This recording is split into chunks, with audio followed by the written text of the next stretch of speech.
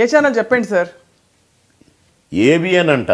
ఓహో, ఏబిఎన్ అంట. ఇక వారు ఇవన్నీ చూపించిన వాళ్ళు కూడా వారే. అదే అంటే అది ఇంటెన్షనల్గా ఒక వ్యక్తి గురించి దా కెమెరా తీసుకొని రా అడుగు నన్ను, ఈ మిస్టేక్ ఎందుకు చేసావు బాబు మోహన్ అను, నేను ఆన్సర్ చెప్తా. అంతేగాని ఫలానోళ్ళు అనుకుంటున్నారట, అనుకోవడం కూడా అటే. ఎవడో సొల్లు కబురు చెప్పితే దాన్ని మీరు ఎన్లార్జ్ చేసి చూపిస్తే అసలు నువ్వు టీవీ పెట్టి నిందికేనా? దా కమాన్, నేను ఆన్సర్ చేయకపోతే అడగండి. నీకు చెప్పిన నిలబెట్టు వరుసగా. మీరే చెప్పండి మేడం, డైరెక్ట్గా ఒక వ్యక్తి ఇగో ఎంపీకేమో కారు గుర్తుకెయ్యి, ఎమ్మెల్యేకేమో చెయ్యి గుర్తుకెయ్యి అని ఈడు చెప్పిండండి. ఈ వ్యక్తి నా కళ్ళ ముందే చెప్పిండండి. నేను గెలిచినాక ఏం చేస్తానండి వీడిని నా దగ్గర కూర్చొని పెట్టుకుంటున్నా, నా ముందే ఎంపీకి కారు గుర్తుకో, ఎమ్మెల్యేకు చెయ్యి, చూసినావా ఇది మా అన్నని మీరెందుకు నేను పార్టీలో నా పక్కన కూర్చొని పెట్టుకుంటానండి. గెలిచినాక గెట్ అవుట్ అంట కదా ఆటోమేటిక్గా. నలుగురిని పెట్టుకొని కూర్చుండండి. ఒకడు ఈడనుకోండి, రెండోడు ఇగో ఈ నోట్లో నేను అక్కడ 5 లక్షలు ఇస్తే ఈ ఓట్లు వేపిస్తా, లేకుంటే ఎవరు ఏమ్మా నువ్వు టీఆర్ఎస్ పార్టీ కదరా, నువ్వు టీఆర్ఎస్ పార్టీని పుట్టించినని మాట్లాడతావు కదరా, టీఆర్ఎస్ పార్టీ నా ఊపిరి, నేను ఉద్యమకర్త అంటివి కదరా, 5 లక్షలు నేను ఎందుకు ఇవ్వాలా నీకు? నువ్వు పార్టీ ఎవరిది? కారు గుర్తు కేసీఆర్ గారిది. కారు గుర్తు కోటేయండి అని చెప్పకపోతే నువ్వు ఎట్ట టీఆర్ఎస్ అని అడిగి నీ ఇష్టం అని అంటే 5 లక్షలు పోగు చేసి ఇగో అని ఇచ్చి వచ్చినా కూడా వీడు ఎంపీకి కారుకేయండి, ఎమ్మెల్యేకు చెయ్యికేయండి అని చెప్పిండి అని నాకు తర్వాత తెలిసింది. వీడిని రాణిస్తానండి దగ్గరికి. ఎవరు అతను? ఒకడు ఎవరు? ఈ ఏబిఎన్లో ఇగో వీళ్ళు ఎట్టట అట్లా అని పెట్టిన కథలో దగ్గర రానియట్లేదంట, చీల్చి చెండాడుతుంటే వేసిండు కదండి. ఇలాంటి వాళ్ళను ఒక 5-6 నేను దూరం పెట్టినమాట వాస్తవమే. నువ్వు కారు గుర్తు కోటేయొద్దన్నాక నువ్వెందుకురా ఈ పార్టీలా? నేను కారు గుర్తు మీద గెలిచిన ఎమ్మెల్యేని, కారు కోటేయొద్దని చెప్పినాడు, నా ముందే కదా చెప్పినావు, గెట్ అవుట్ అని అంటాం కదండి. దానికి ఇలా కథల్ని పెట్టారు. ఒకవేళ వీళ్ళు ఏదన్నా ఇట్లాంటి వాళ్ళు చెప్పుకుంటే అతను వేస్తే కూడా వాళ్ళకి మిమ్మల్ని వచ్చి అడగాలి కదా. కాదండి, వేస్తే కూడా ఇట్లా చేసిండు కాబట్టి ఇట్లా దూరం పెట్టిన. ఎస్ అవును, ముఖ్యమంత్రి గారికి చెప్పి పెట్టిన కారు గుర్తుకు ఓటేయొద్దు అనేటోడు ఎందుకండి ఇప్పుడు పార్టీలో అవసరం లేదు. అవసరమా? మీకైతే అసలు అవసరం లేదు. ఇప్పుడు నాకు అసలే అవసరం లేదు. రేపు ఇప్పుడు ఇట్టాటి వెధవల మాట విని ఓటర్స్ ఓటు వేయలేదు. ఇప్పుడు టీఆర్ఎస్ పార్టీ కారు గుర్తు అధికారంలోకి రాలేదండి.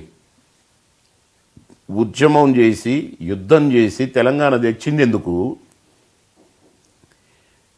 గవర్నమెంట్ను రాకుండా చేసినోడు నువ్వు బతికినా ఒకటే సచ్చినా ఒకటే కదండి. ఇలా అధికారం వచ్చింది కాబట్టి నువ్వు మళ్ళీ వస్తానంటావు. అధికారం రాకపోతే నువ్వు వాళ్ళతో అడ్జస్ట్ అయ్యేవాడుగా. ఎవరికైతే ఓటు ఏమన్నావు వాడితో. ఎవరి గురించి మాట్లాడుతున్నారో అర్థం చేసుకుంటారు చాలామంది. అర్థం చేసుకోవాలనే ఇంత డైరెక్ట్గా చెప్తున్నాండి. కాదండి, ఇప్పుడు కరెక్ట్ అర్థం. నేను గెలిచిన కాబట్టి నువ్వు మళ్ళీ నా కాడికి రావడానికి ట్రై చేయొచ్చు. నేను ఓడిపోయి ఉంటే ఇగో నేను చెయ్యి గుర్తు కోటేపించిన, నీ దగ్గర డబ్బులు తీసుకున్నా, నేను న్యాయం చేసినా లేదా అని ఆడపోయి కూర్చునేవాడు. ఇది అంతే కదండి. ఇప్పుడు అతను డబ్బులు ఇచ్చిండండి, కొనుక్కున్నాడు. సార్ నువ్వు అక్కడ ఎలక్షన్ టైంలో అమ్ముడు పోయినోడివి, నేను గెలిచినాక నాకెందుకు? అవును కరెక్ట్, నాకు కష్టకాలంలో కావాలి. అట్లాంటి విధవులుగా కూడా రకరకాలుగా చెప్పితే నువ్వు రాయొచ్చా? నువ్వు వివేకవంతుడు కదా, విజ్ఞానవంతుడు కదా, నువ్వు వేయొచ్చా? నేను అడిగినది ఒకవేళ నిజంగా ఏబిఎన్ వింటే ఎంక్వైరీ చేసుకోవాలా. నన్ను అడిగితే నేను నా ముందు పెట్టమనంటే డైరెక్ట్గా అడుగుతారు. చెప్పగలను. ఇగో ఈ ఎదవ ఈ పని చేసిండు కనుక బయట పెట్టినా గెటౌట్ అన్నా అని చెప్తా విత్ సాక్ష్యాధారాలతో. రమ్మనండి, నేను లిస్ట్ ఇస్తా, పోయి ఊర్లలోకి పోయి ఎంక్వైరీ చేసుకోమనండి. ఫలానోడు ఎవరికి ఓటు వేయమన్నాడు, అతను ఏ పార్టీ వాడు, టీఆర్ఎస్ పార్టీ కాదా, టీఆర్ఎస్ పార్టీ ఎవరికి ఓటు వేయమన్నాడు అడగండి, అడగమనండి, ఊర్లలో చెప్తారు. తప్పకుండా ఇవాళ విని మీ సవాల్ స్వీకరిస్తారేమో చూద్దాం ఐ డ్రీమ్లో. అంటే ఇలాంటివి అవసరం అండి, మంచి చూపించండి. ఇవాళ సింధు గురించి గోల్డ్ మెడల్ రావాలని టీవీలలో చూపిస్తుంటే నాకు ఎంతో సంతోషం. గట్టాటి వేయండి, నలుగురు విద్యార్థులు తయారవుతారు, ఇంకా అలాంటి ప్లేయర్స్ ఒలింపిక్స్ గెలవడానికి తయారవుతారు, ఒక ఉత్సాహాన్ని నింపుకుంటారు వాళ్ళ గుండెల్లో. ఇది ఇట జరిగిందట, ఇట్లా అనుకుంటున్నారట, దీన్ని స్వీకరిస్తారా బాబుమోహన్? నువ్వు అడుగు, నేను స్వీకరిస్తానా, నీ ముఖం మీద కొడతానా చెప్తా కదా. బాధ కలుగుద్దండి. ఎందుకంటే లోఫర్గాళ్ళం కాదని మేము. లోఫర్గాన్ని అయితే నా ఇల్లు నన్ను చూస్తున్నారండి. సినిమా యాక్టర్గా ఎలా ఉన్నాను, ఎంత వెలిగాను, పొలిటిక్స్గా నా ఇల్లు నేను కిరాయి ఇంట్లో, ఫిలిం నగర్ ఇల్లు రెంట్కి ఇచ్చి ఇక్కడ ఉంటున్నాను అనుకోండి, అది కూడా అమ్మేసిన. అంటే నేను పాలిటిక్స్కి వచ్చినాక అమలాపురంలో 10 ఎకరాల కొబ్బరి తోట అమ్మేశానండి, ఖమ్మంలో ఇల్లు అమ్మేశానండి, ఇక్కడ ఉన్న కొన్ని ప్రాపర్టీలు అమ్ముకున్నానండి, ఫిలిం నగర్ ఇల్లు కూడా అమ్ముకున్నానండి. పాలిటిక్స్లోకి వచ్చి ఒక క్యాబినెట్ మంత్రిగా చేసి కంటికి కనపడవా? తప్పు చేసినాను తప్పు అంటాం, ఎస్. సేవ చేసినాను సేవకుడు అంటాం, నమస్కారం పెడతాం.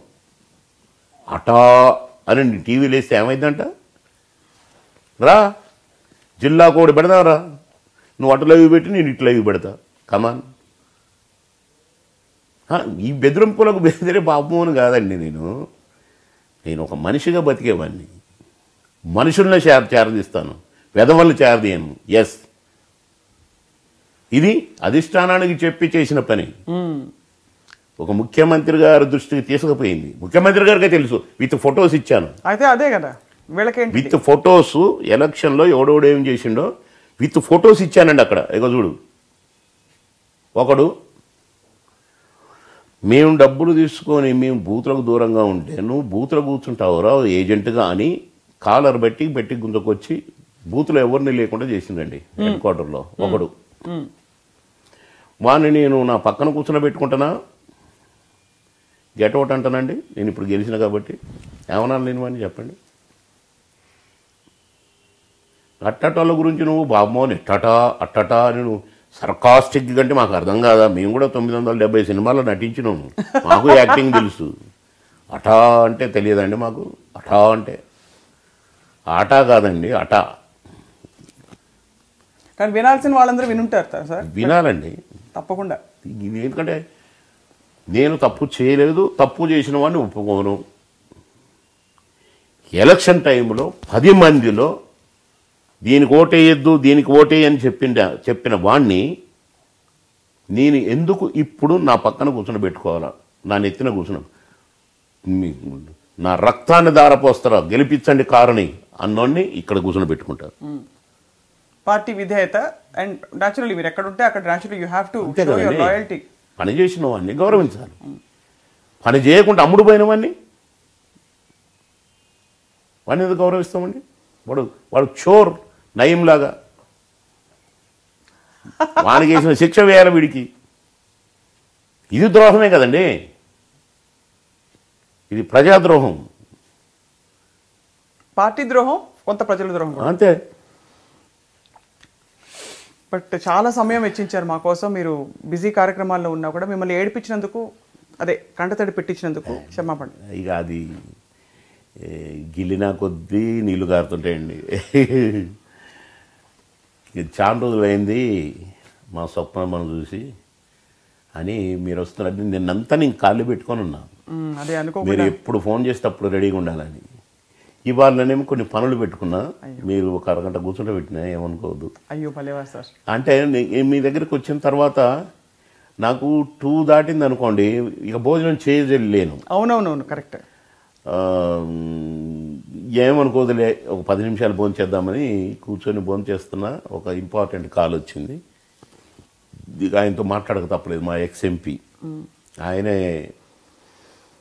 ఫస్ట్ టీఆర్ఎస్ లీడరు, అంటే తెలుగుదేశంలోంచి టీఆర్ఎస్లోకి పోయి అక్కడ లీడర్గా ఉన్నాడు. ఆయన ఎక్స్ఎంపీ కాబట్టి ఆయన కాన్స్టిట్యున్సీకి నేను ఎమ్మెల్యేని కనుక బాబు మోహనే కావాలని పట్టుబట్టిన ఆయనకు అన్నీ తెలిసి ఇప్పుడు నేను చెప్పిన సంగతులన్నీ. ఆయన ఇంపార్టెంట్ ఫోన్ చేస్తే మాట్లాడి వస్తుందండి. ధన్యవాదాలు సార్ ఈరోజు ఐడ్రీమ్ తరఫున. Thank you so much. ఇప్పుడు రీసెంట్గా వస్తున్న టాక్ ఏంటంటే మీరు కేసీఆర్ గారి క్యాబినెట్లో మీకు బర్త్ ఖాయమైందా అని అడుగుతున్నారు. నేను దాని సైడ్ చూడను, ఇప్పుడే చెప్పాను కదండి. నాకు బాగా సన్నిహితులు కేసీఆర్ గారు. నేను అడగను కూడా, వారు ఇస్తే వద్దనను కూడా. ముఖ్యం నా పని ఏంటో నేనేంటో. ఇప్పుడు లంచ్ చేసి నేను ఇప్పటి వరకు వర్క్స్ గురించి రివ్యూ చేసుకొని నాకు 4-5 రోడ్లు ఇనాగ్రేషన్కి పెట్టి, ఫౌండేషన్కి పెట్టి, నేను అట్లుంటానండి ఇప్పుడు.